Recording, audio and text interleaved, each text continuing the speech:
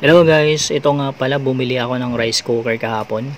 So ito yung napili ko dahil bukod sa maganda ng klase, mukhang matibay at pasok pa sa budget ko. So baka ganun ka rin, naghanap ka rin ng rice cooker pero naguguluhan ka kung anong brand ang pipiliin mo dahil sa dami-daming mga lumabas ng mga brand ngayon sa market. So panoorin mo ang video to, malay mo baka ito ay makakatulong sa'yo hanggang sa matapos sa iyong paghahanap ng rice cooker kung ano ang pipiliin mo. So ito ay gawang Pinoy guys, so support local tayo. Simple, mura, pero napaka-elegante ng kanyang dating. So napakaganyan ang kanyang itsura, napakakinis. Stainless na rin ito guys. So ito may kasamang steamer, yung kanyang wire, so makapal at matibay. So may kasamang manual kung paano natin i-care yung ating rice cooker para humaba o tumagal yung buhay ng ating rice cooker. At may kasamang measuring cup na pangsukatan ng ating rice. At saka yung sandok. Yun, pati yung mga pantali sa wires guys. So ito yung mga manuals, mga guidelines paano natin i-care ang ating rice cooker. Matibay din naman yung brand na ganito guys, diba? Yung Camel. So meron din naman tayong mga nabibiling mga gamit at subok na rin naman natin to, tulad ng mga electric fan. So gawang Pinoy, gawang local, pero matibay. Depende lang yan sa paggamit natin guys, kung paano natin gagamitin at alagaan yung ating mga gamit. Kaya ako bumili ng rice cooker guys kasi nasira na yung aming dating rice cooker. So nakabili kami sa TikTok ng mura lang, pero naglast din naman siya ng 1 year guys.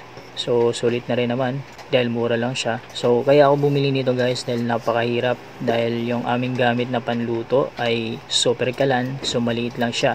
Kapag naubos yun, tapos natataon na nagsasaing, so napakahirap guys. Biglang nag-stop na hindi pa tapos yung niluluto mo, so alanganin.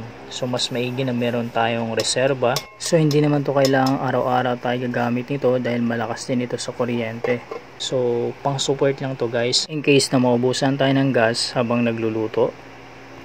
Napakaganda niya, mukhang matibay kahit gawang Pinoy. So yun, susubukan nating magluto ng 2 cups of rice.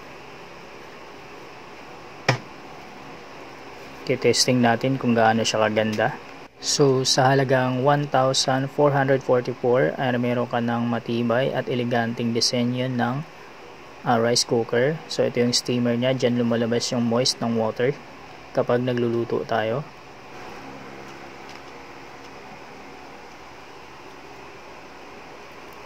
Sobrang linis niya guys, pwede kang manalamin. So dito lumalabas yung pag nag-evaporate na yung water. So meron siyang dalawang buttons sa ibaba. As usual, yung warm at saka yung cook.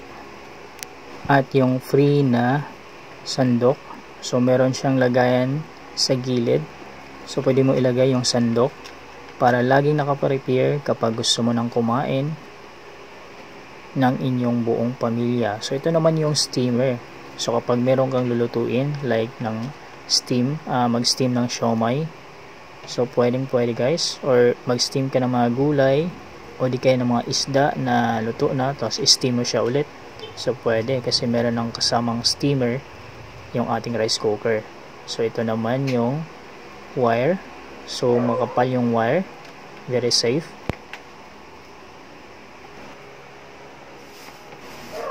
So isaksak lang natin at itatry natin guys. So yun, napakaganda.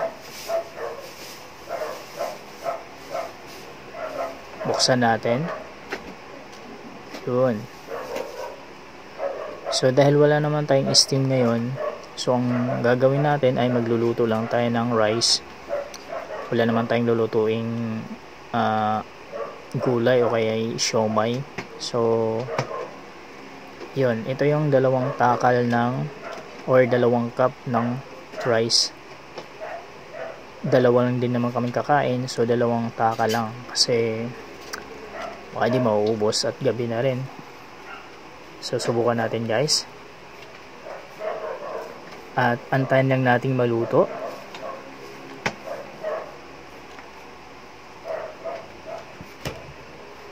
So i-check natin maigi yung wire para save.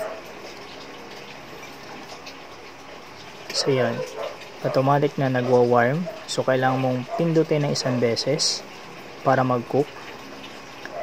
At mag-antay tayo ng mga ilang minuto para maluto siya.